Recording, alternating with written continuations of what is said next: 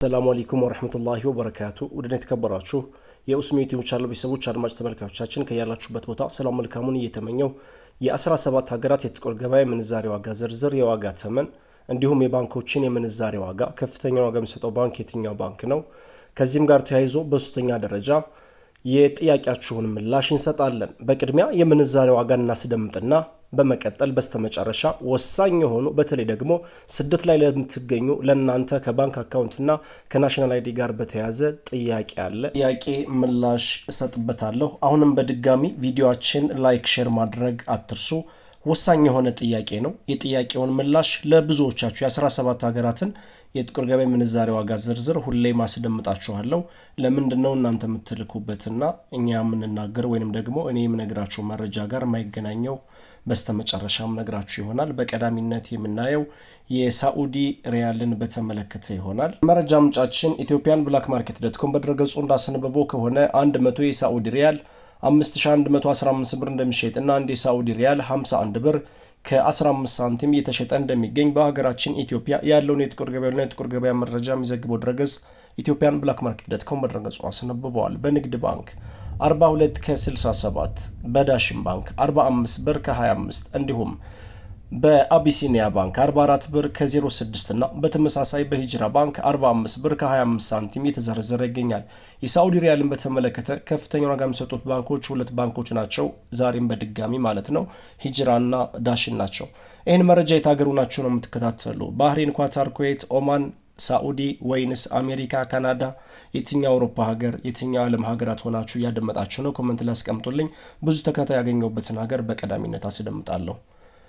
በመቀጠል የምናየው የአሜሪካን ዶላርን በተመለከተ ነው። 100 የአሜሪካን ዶላር 19200 ብር እንደሚሸጥና አንድ የአሜሪካን ዶላር 192 ብር እየተሸጠ እንደሚገኝ ከጥቁር ገበያ ድረገጽ ላይ ያገኘነው መረጃ ያመለክታል። በንግድ ባንክ አንድ የአሜሪካን ዶላር ከጉርሻ ውጪ 160 ብር ከ23፣ በዳሽን ባንክ 160 ከ50፣ በአቢሲኒያ ባንክ 161 ከ01 እና ከፍተኛ ዋጋ የሚሰጠው ባንክ አባይ ባንክ 163 ብር ከ65 ሳንቲም እየዘረዘረ ይገኛል። በመቀጠል ዩሮ እናስከትላለን። 100 ዩሮ 22400 ብር እንደሚሸጥና 1 ዩሮ 224 ብር እየተሸጠ እንደሚገኝ ነው የወጣው መረጃ የሚያሳየው።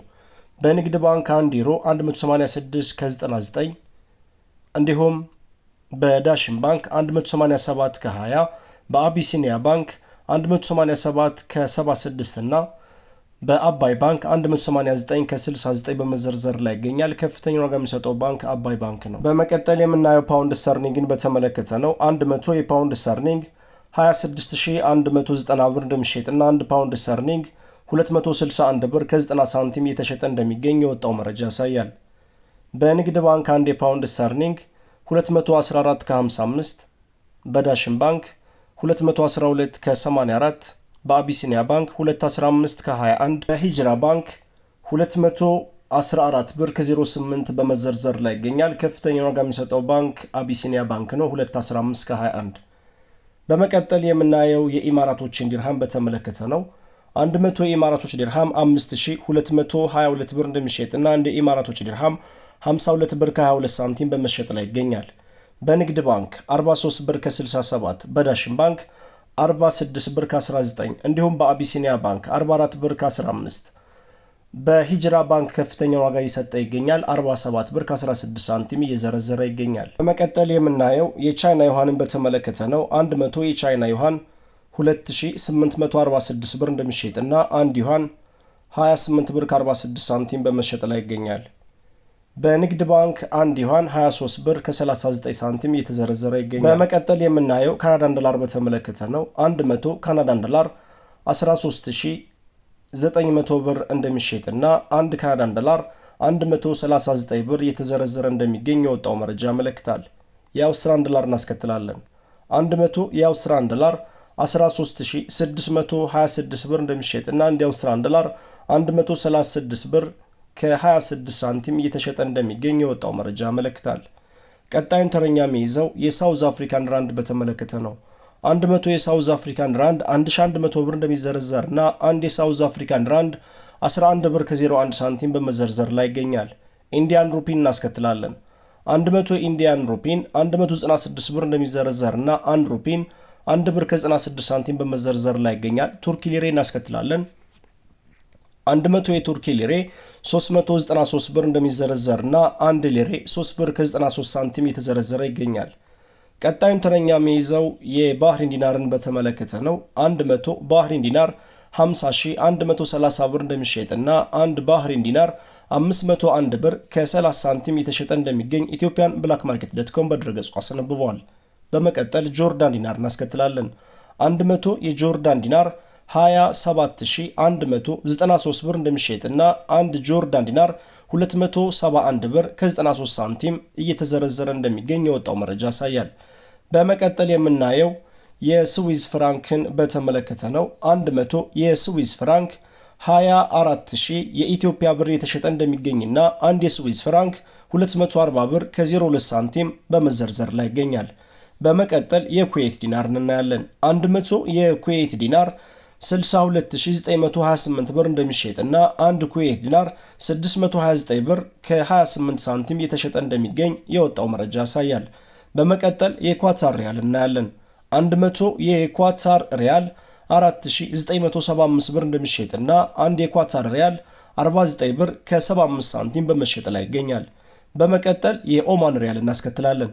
የመረጃ ምንጫችን ኢትዮጵያን ብላክ ማርኬት .com በድረገጹ እንዳስነበቡ ከሆነ 100 የኦማን ሪያል 49172 ብር እንደሚሸጥና 1 የኦማን ሪያል 491 ብር ከ72 ሳንቲም የተሸጠ እንደሚገኝ ከጥቁር ገበያ ድረገጽ ላይ ያገኘነው መረጃ ያሳያል። ውድ የቻናል ቤተሰቦችና አድማጭ ተመልካቾቻችን የ17 ሀገራት የጥቁር ገበያ የምንዛሬ ዋጋ ዝርዝርና የባንኮች የምንዛሬ ዋጋ ተመን ይህን ይመስላል።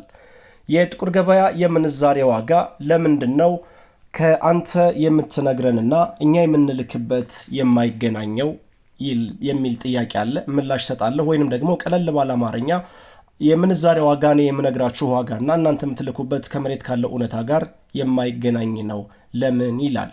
ይህን ጥያቄ የምትጠይቁት ብዙዎቻችሁ አዲሶች እንደሆናችሁ አውቃለሁ። ምክንያቱም የቻናል ቤተሰቦች ሁሌም ማብራሪያ ስለምሰጥ ይገነዘቡታል፣ ያውቁታል። እኔ የምነግራችሁ መረጃ ወይንም ደግሞ ማደርሳችሁ መረጃ ከራሴ የሆነ ምንም ነገር የለም። ድረገጽ ላይ ወይንም ደግሞ ጎግል ላይ ነው የምናወጣው ይሄን መረጃ ማለት ነው። ነገር ግን እናንተ ከምትልኩበት የምንዛሬ ዋጋ ጋር የማይገናኝበት ዋነኛው ምክንያት እኔ የምነግራችሁ ዋጋ እናንተ የምትዘረዝሩበት ሳይሆን እናንተን የሚዘረዝሯችሁ ሰዎች ይሸጡበታል ተብሎ የሚታሰበው ወይንም ደግሞ ኦንላይን ላይ መገበያያ ገንዘቡ ከፍተኛ ክፍያው ነው ማለት ነው። ስለዚህ እነዛ ትራፊዎች ከናንተ ይገዛሉ፣ ከዛም ደግሞ በቀጥታ በዚህ ዋጋ ይሸጣሉ ተብሎ ይገመታል። ስለዚህ እኛ የምንሰጣችሁ መረጃ ለመንደርደሪያ ያክል እንጂ ቀጥተኛ ዋጋ አይደለም ማለት ነው።